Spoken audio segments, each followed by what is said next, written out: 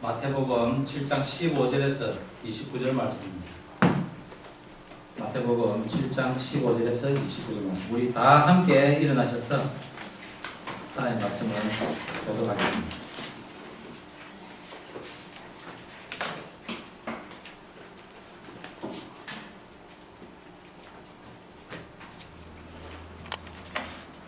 제가 먼저 읽겠습니다. 거짓 선지자들을 삼가라. 양의 옷을 입고 너희에게 나오나 속에는 노략질하는 일이라. 그들의 열매로 그들을 알지니 가시나무에서 포도를 또는 엉겅퀴에서 무화과를 따겠느냐. 이와 같이 좋은 나무마다 아름다운 열매를 맺고 못된 나무가 나쁜 열매를 맺나니 좋은 나무가 아름다운 열매를 맺을 수 없고 못된 나무가 아름다운 열매를 맺을 수 없느니라. 아름다운 열매를 맺지 아니하는 나무마다 지켜 불에 던져지느니라. 이러므로 그들의 열매로 그들을 알리라. 나더러 주여 주여 하는 자마다 다 천국에 들어갈 것이 아니요 다만 하늘에 계신 내 아버지 뜻대로 행하는 자라야 들어가리라. 그러한 사람이 나더러 이르되 주여 주여 우리가 주의 이름으로 선지자 노릇을 하여 주의 이름으로 귀신을 쫓아내며 주의 이름으로 많은 권능을 행하지 아니하였나이까 하니. 그때에 내가 그들에게 밝히 말하되 내가 너희를 도무지 알지 못하니 불법을 행하는 자들아 내게서 떠나가라 하리라.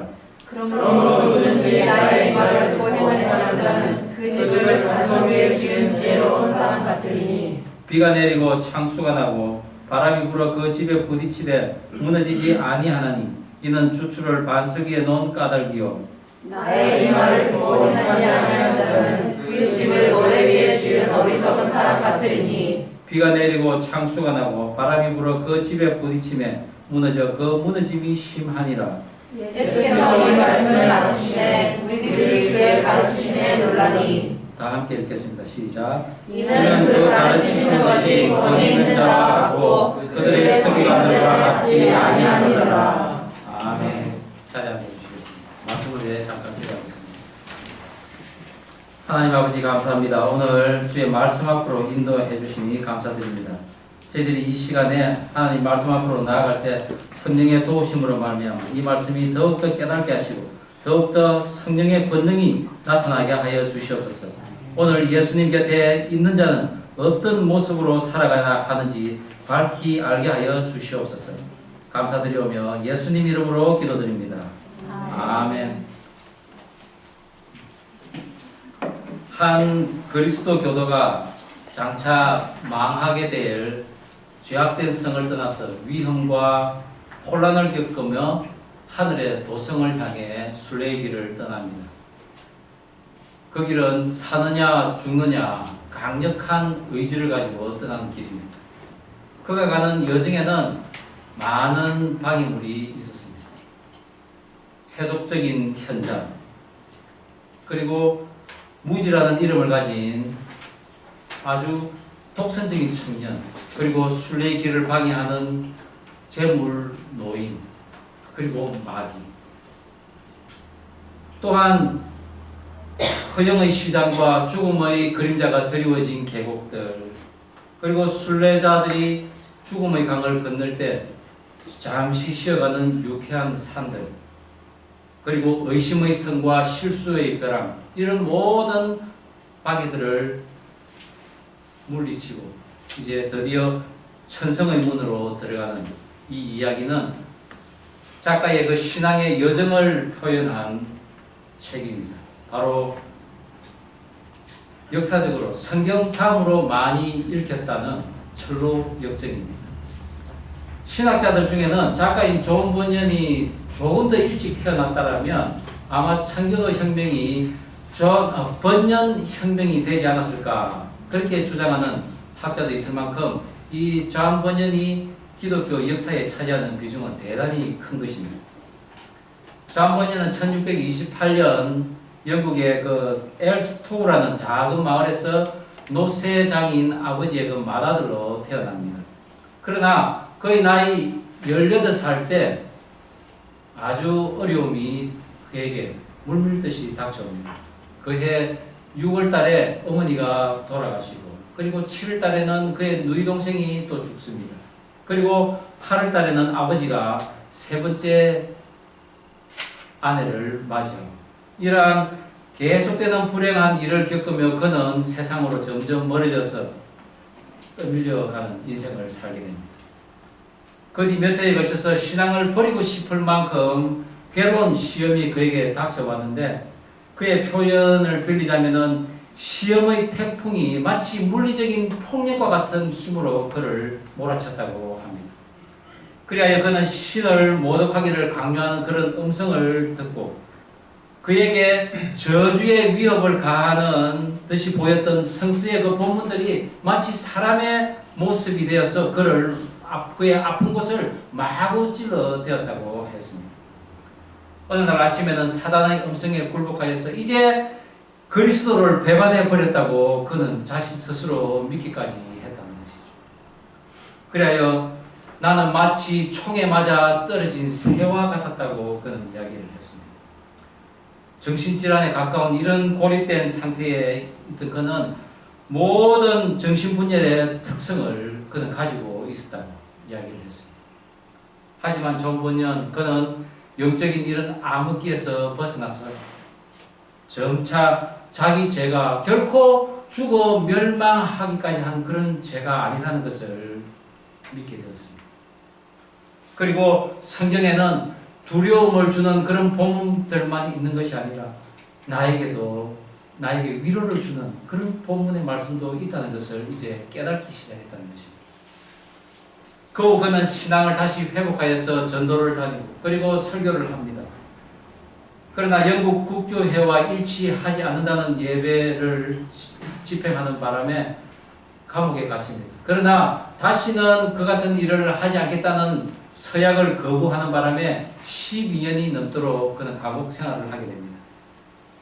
이 철로 역정은 그가 감옥 생활을 마치고 이제 전도자와 설교가로서 활동하며 거의 나이 50세 되던 1678년에 제1부가 출판됩니다. 그리고 6년 뒤인 1684년에 제2부가 출판되어서 수많은 사람들에게 읽히고 그리고 많은 그 사람들을 주 앞에 인도하는 그런 책이 될 것입니다. 마치 죽음과 같은 그 고통 가운데 생활을 하다가 주님 앞에 다시 나온 한 사람의 그 크리스찬이 미치는 그 영향이 얼마나 귀한가 우리에게 알려주는 이야기입니다.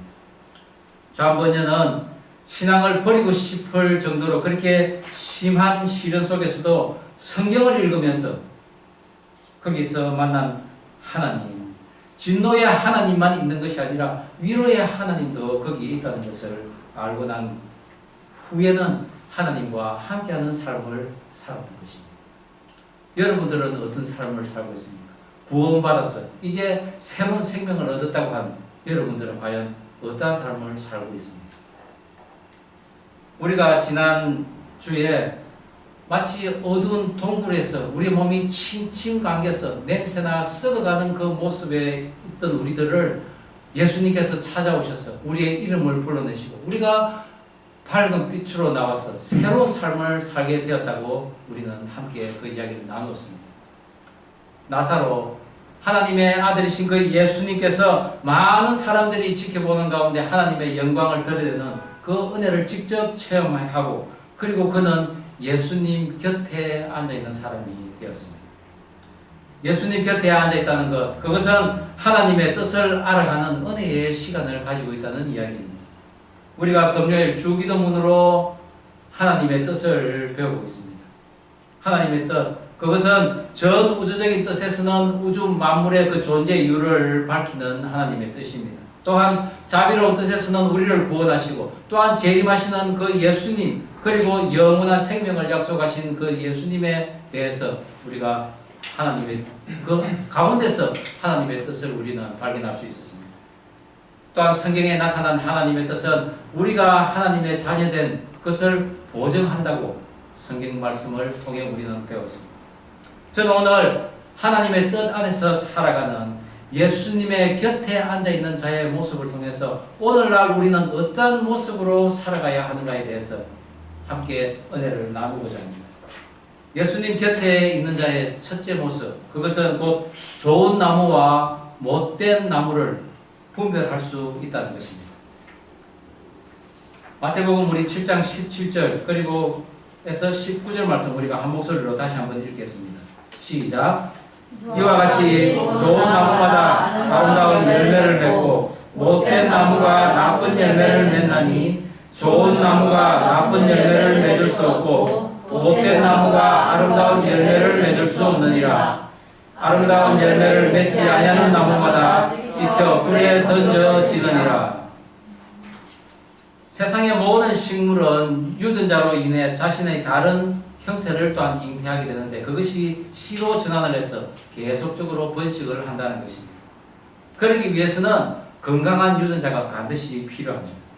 그것은 곧 전 우주적인 하나님의 섭리 가운데 있습니다. 간혹 그렇지 못한 식물들이 있습니다. 콩 심은데 콩이 나야 하는데 이상하게 변형되어서 열매를 맺는 식물들이 또 있다는 것입니다. 식물들은 결코 해롭고 병들고 추악한 열매를 맺는 것은 아닙니다. 혹여 사람과 곤충에 의해서 변이가 되든지 그 배인 식물을 제외하고는 정상적으로 건강하게 서식할 수 있도록 한 것이 바로 하나님의 섭리인 것입니다. 그렇다면 이 못된 나무는 어떤 나무일까요? 그렇습니다. 이 못된 나무는 나무가 아니라 이 세상에서 가장 추악한 모습으로 살아가고 있는 우리 인간을 이야기하고 있는 것입니다. 본문의 열매, 헬라어로 칼포스라는 이 단어는 열매뿐만이 아니라 행위와 행동을 뜻합니다. 즉 사람의 열매는 그들이 살아온 삶의 모습이라는 것입니다. 그리고 그 삶을 통하여 끼치는 영향력이라는 것입니다. 그리고 그들이 지금 행하고 있는 행위를 바로 그 열매라고 하고 있습니다.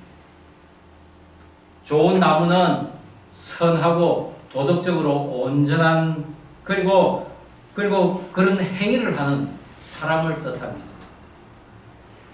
아름다운 열매란 결론적으로 가치가 있는 외모나 덕스러운 모습으로 정직하고 부족함이 없는 그런 사람을 뜻하는 것이죠.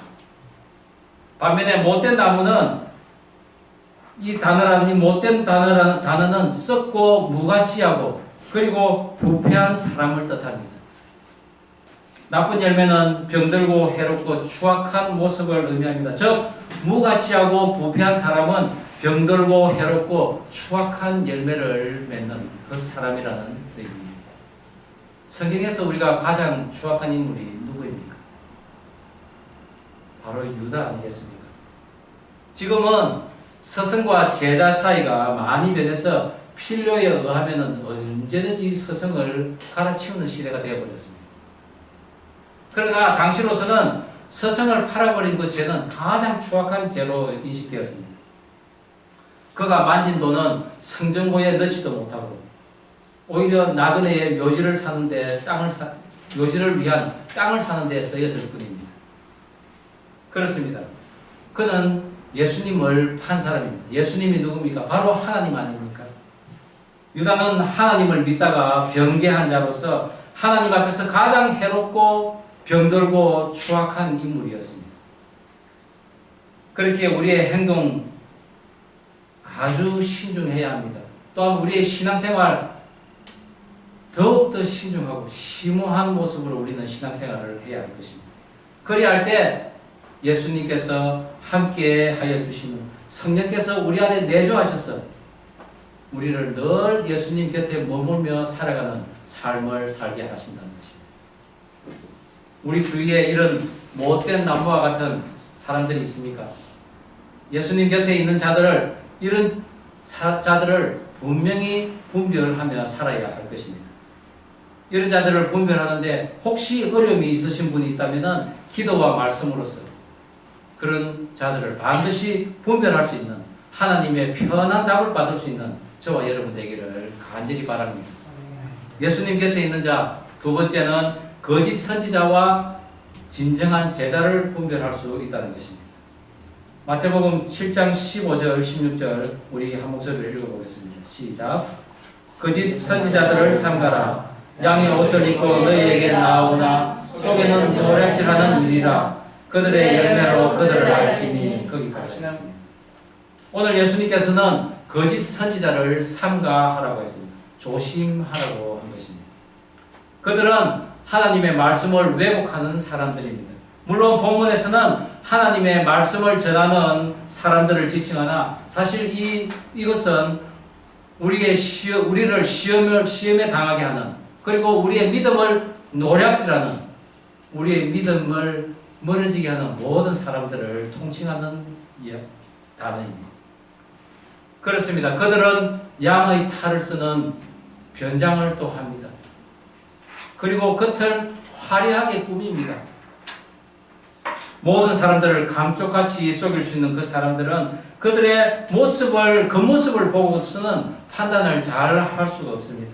그러나 그들의 속마음은 악으로 가득 차 있습니다. 언제나 우리를 해치려고 하는 사람들입니다.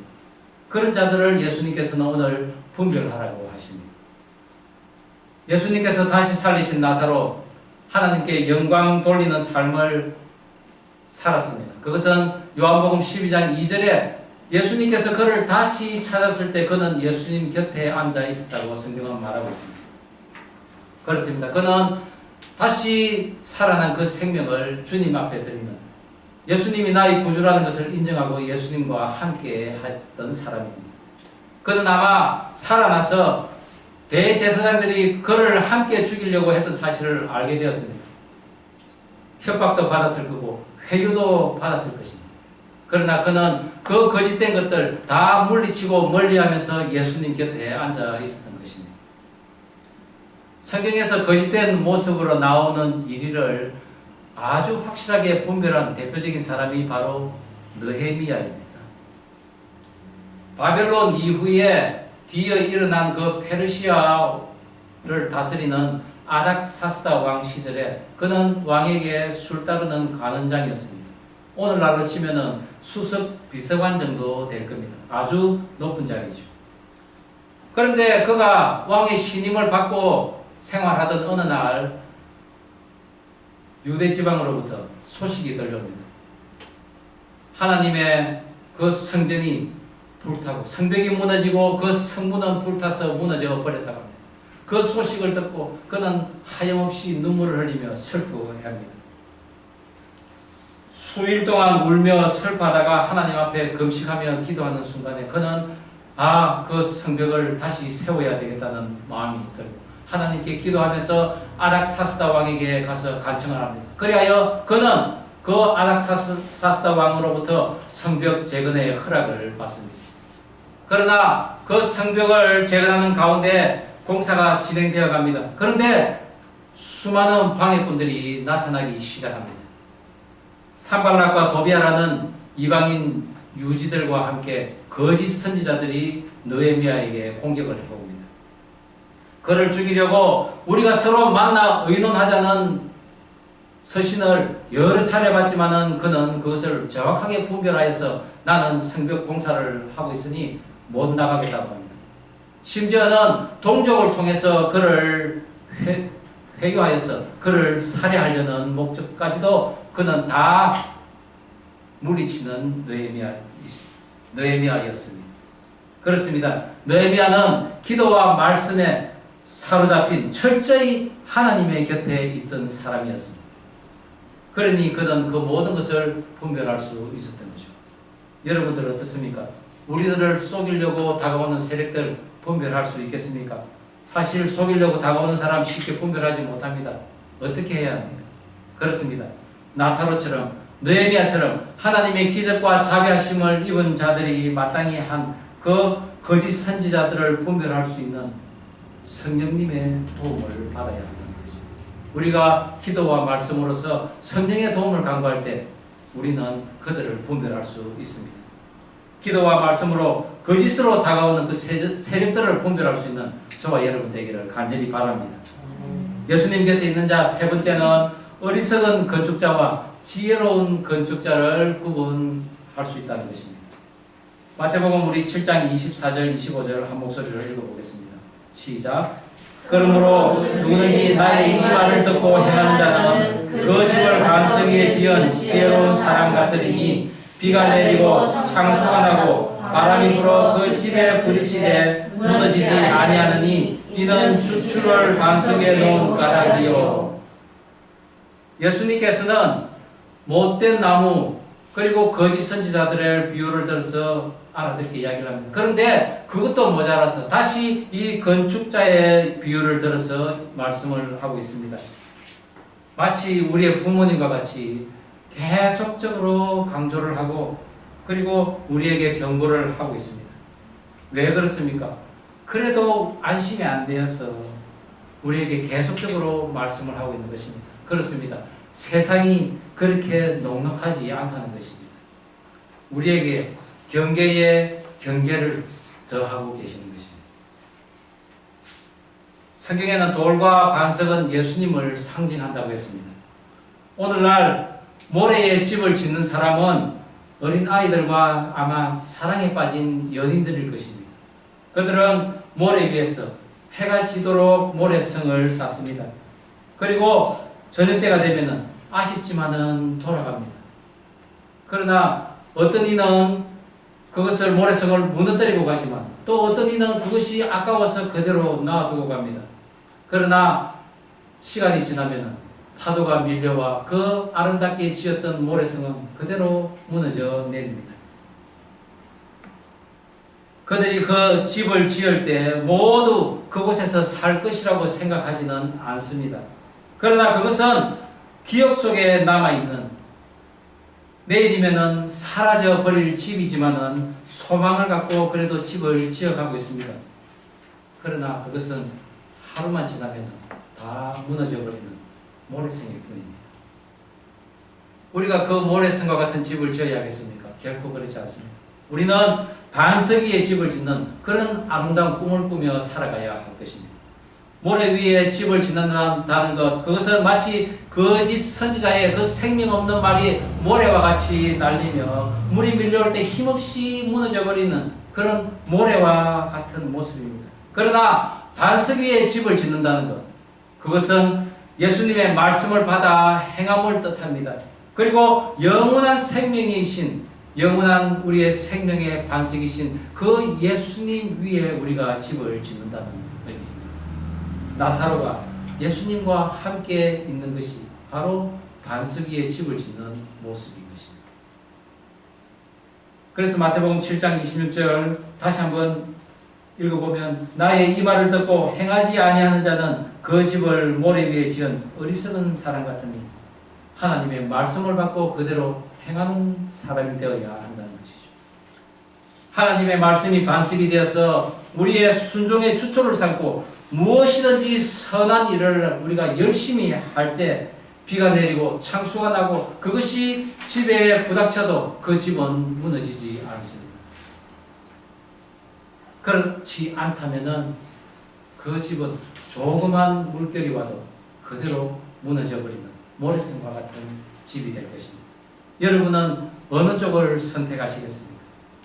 우리가 때때로 우리가 좋아하는 것을 어떻게 해야 될지 잘 모를 때가 있습니다.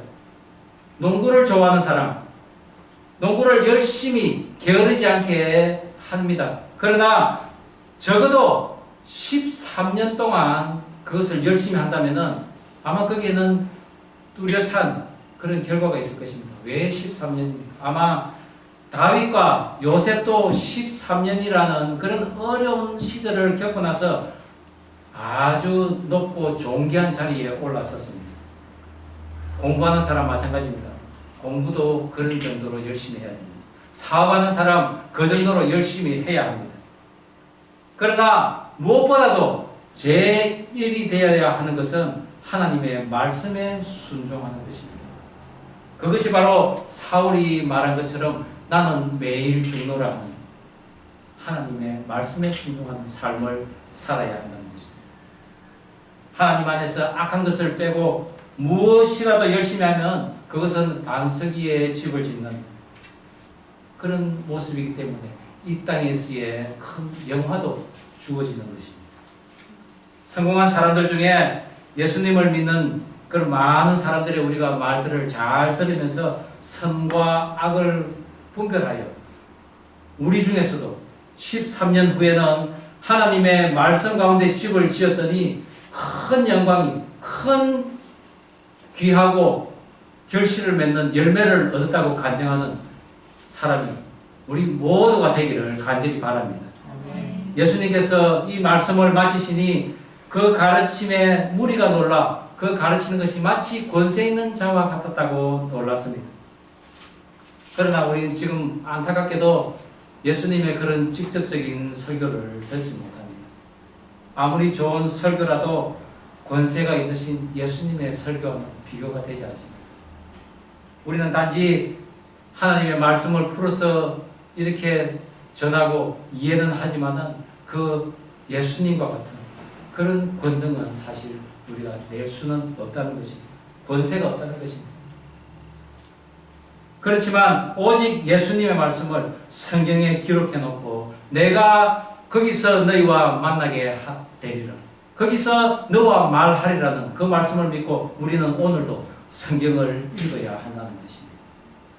나더러 주여 주여 하는 자마다 다 천국에 들어갈 수 없다고 했습니다. 다만 하늘에 계신 아버지의 뜻대로 행하는 자라야 들어간다고 했습니다. 하나님의 말을 듣고 행하는 자, 그 집을 반석 위에 짓는 지혜로운 사람이라고 한 것입니다. 여러분, 성경을 읽으십시다. 기도하십시다. 그리하여 우리가 악을 분별하며 또 못된 나무가 되지 않는 그런 모습으로 우리는 살아가야 할 것입니다. 앞서 예를 들었던 조한번연, 비록 아름다운 열매를 맺기까지는 수많은 어려움을 그도 겪어야 했습니다. 예수를 믿게 되었지만 그의 삶은 여전히 고통과 아픔 가운데 있었습니다. 기쁨과 희망이 없는 가운데 정말 자기가 구원받았는지 회의도 느꼈다고 합니다. 그런데 어느 날 그에게 결정적인 사건이 벌어집니다. 어느 날 잠번연이 거리를 그리는 중에 햇빛 아래서 어느 두 여인이 이야기를 하고 있습니다. 그들은 하나님께서 자신들을 얼마나 사랑하셨고 자신들이 얼마나 비참한 상태에서 구원받았는가에 대해서 이야기를 하고 있더라는 것입니다. 이 대화를 들은 잠번연은 자신에게 거듭남과 구원에 관한 경험이 전혀 없음을 깨닫게 됩니다. 그는 그 여인들의 대화가 머리를 떠나지 않고 그의 마음에는 의심의 불길이 막 솟아나며 두려움으로 그가 막 몰려가는 것을 느끼게 됩니다. 내가 만약 하나님의 은혜에서 떨어진 자라면, 내가 하나님에게 의해서 선택받지 못한 인간이라면, 나의 이 비열하고 더러운 모습이 어떻게 하나님의 나라를 상속받을 수 있는 사람이 되겠냐고 그는 울부짖었던 것입니다. 그러나 이러한 의심 속에서도 그는 하나님의 말씀을 놓지 않고 그 성경을 읽기 시작했습니다. 그리하여 마침내 골로새서 1장 20절 말씀으로 그는 해답을 찾았습니다. 골로새서 1장 20절, 그의 십자가의 피로 화평을 이루사 만물 곧 땅에 있는 것들이나 하늘에 있는 것들이 그로 말미암아 자기와 화목하게 되기를 기뻐하시니라. 예수님 자신을 십자가로 제물로 바친 그 희생으로 인하여 하늘과 땅의 모든 만물들이 그 희생이 가져다 주는 그 화목의 범위에서 결코 벗어나지 않음을 그는 깨달았다는 것입니다. 만약 피조물들이 하나님을 거역하는 행위에서 돌이키지 않고 화해의 은총을 거부한다면 그들은 저주에 빠질 것이라고 그는 믿었던 것입니다. 그리하여 그는 마침내 예수 그리스도 앞에 다시 나오게 되고 기독교사의 불의의 명작인 이 철로역정을 지음으로써 많은 사람들에게 예수 앞으로 나오는 그런 은혜를 허락했던 것입니다. 그렇습니다. 그는 예수 앞에 다시 나옴으로써 귀한 열매를 맺는 좋은 나무, 그리고 진정한 제자, 지혜로운 건축자의 모습으로 나타난 것입니다. 한 사람이 예수 믿고 구원받는다는 것 너무나 귀한 일입니다. 그렇게 귀하게 우리가 구원받았는데 정말 보람있고 값지게 살면서 그것을 지켜나가야 되지 않겠습니까? 우리가 거짓된 곳에서 굴복하며 그것에 무릎 꿇어서는 결코 안 될 것입니다. 아름답게 받은 그 구원, 귀하게 받은 그 구원, 우리는 계속해서 열심히 살며 이루어 나가야 할 것입니다. 나를 믿음에서 멀게 하는 그 의심과 그리고 믿음에 멀어지게 하는 그런 못된 나무가 우리는 되지 말아야 할 것입니다. 그리하여 나를 믿음에서 멀게 하는 우리의 믿음의 노략자인 그 거짓 선지자를 분별할 수 있어야 할 것입니다.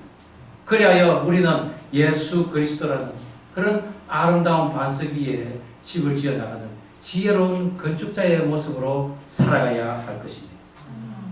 우리가 그런 모습으로 살아갈 때 하나님께서는 우리에게 잘했다는 칭찬과 함께 우리에게 자랑의 면류관을 씌워 줄 것입니다. 기도하시겠습니다. 감사합니다. 하나님.